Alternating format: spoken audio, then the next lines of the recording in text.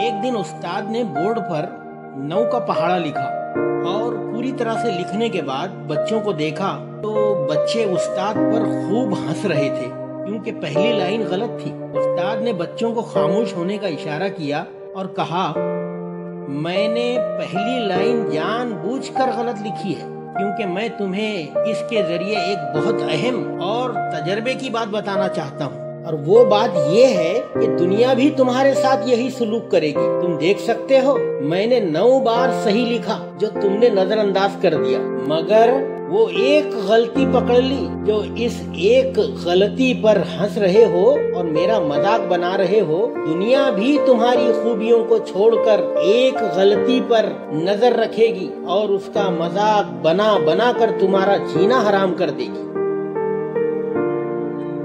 दोस्तों, इसलिए कोशिश करें कि आप गलती ना करें, क्योंकि दुनिया जो है वो आपकी खूबियों पर कम और खामियों पर ज्यादा निगाह रखती है। और कोशिश ये भी करनी चाहिए कि हम दूसरों की खामियां कम ढूंढें और खूबियों पर नजर रखें। ये तमाम लोगों का अगर रवैया होगा तो हौसला अफजाई भी होगी, पजीराई भी होगी और बहुत सारी खूबियों को तवानाई भी मिलेगी।